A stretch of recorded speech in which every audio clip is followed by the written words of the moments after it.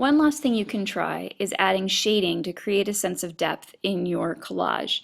So what I'm going to do is find a section where I feel like it'd be really nice to have some shading. So for instance, this big one that goes throughout, the kind of giraffe texture, I'm actually going to make another new layer just like we did in the last one by clicking the new layer button here at the bottom between the folder and the trash can, create a new layer. And in this case, I'm going to put this layer below my layer 4, which has my giraffe texture. I'm going to call this my shadow because otherwise I get confused with all my layers. There's nothing on this layer right now. What I'm going to do is get my paintbrush, my brush tool.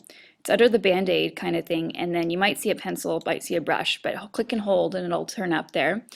I'm going to pick a size of brush that I think will work well. This is a little bit tiny. I can make it bigger by changing the size up here. And I want one of the ones with the fuzzy edges to it. That's going to look a lot nicer for your shadow.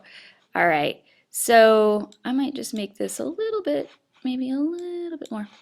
Okay, so now I'm going to want black as my color. So I'm going down to my color picker and choosing black. And it's going to look really heavy at first, but don't panic. So I'm just going to start by just kind of going and following behind this particular section.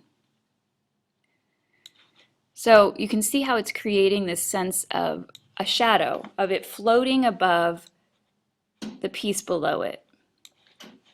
Now that particular shadow looked a little heavy, so I'm just going to go back. Now, here's the wonderful thing.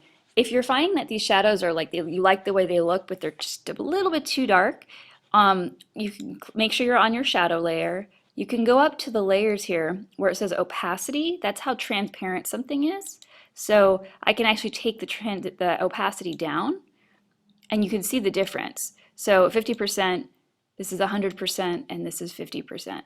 So I can do this until I get it to look the way just like I want.